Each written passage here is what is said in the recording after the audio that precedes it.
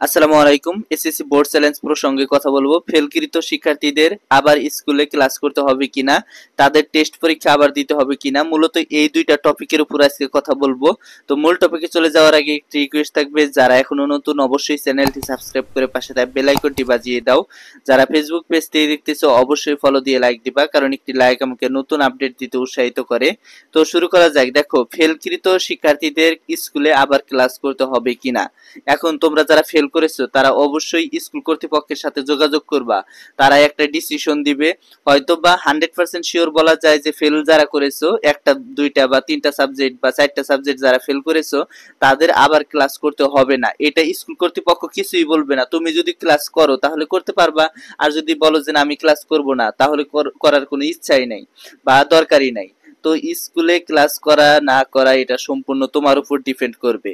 এখন ফেল করছো দেখে যে তোমার স্কুলে ক্লাস করতে হবে এমনটা নয়, তবে এক্ষেত্রে যে সাবজেক্টে তুমি ফেল করেছো ওই সাবজেক্টে তোমার পরীক্ষা দেওয়া, যেন পরবর্তী বছরে তুমি উত্তীর্ণ হতে পারো। তাই উত্তীর্ণ হওয়ার জন্য তুমি প্রাইভেট পড়তে পারো, তোমার স্কুল করতে হবে এমনটা কোনো কথা নেই। তিনটা চারটা বা পাঁচটা সাবজেক্টে ফেল করতে পারো, সমস্যা নাই, স্কুল করতে হবে না। এখন তাদের টেস্ট পরীক্ষা দিতে হবে কিনা, দেখো তোমরা যে সামনে তোমাদের টেস্ট পরীক্ষা, অর্থাৎ যাদের টেস্ট পরীক্ষা হবে পরবর্তী বছরের জন্য, তাদের সাথে তোমার টেস্ট পরীক্ষা দিতে হবে কিনা, এটা অবশ্যই দিতে হবে না। কারণ তোমরা তো এসএসসি পরীক্ষার পারমিশন অবশ্যই পেয়ে গেছো। যেহেতু পেয়ে গেছো, একবার পরীক্ষা দিছো, ফেল করছো, এখান থেকে কখনোই টেস্ট পরীক্ষা তারা এলাও করবে না বা দিতে বলবে না। এখন টেস্ট পরীক্ষা দিবা না দিবা এটা সম্পূর্ণ তোমার উপর, ওই স্কুলের মতো, স্কুলে ক্লাস করার মতোই টেস্ট পরীক্ষা সাধারণত দিতে হবে না। তবে তোমার প্রস্তুতি যদি ভালো থাকে তাহলে তুমি সাকসেস হতে পারবে। আর সাকসেস হওয়ার জন্য অবশ্যই প্রাইভেট পড়তে হবে। বাসায় প্রাইভেট পড়লা বা স্কুলে যে কোনো জায়গায় তুমি প্রাইভেট পড়তে পারো, সমস্যা নাই।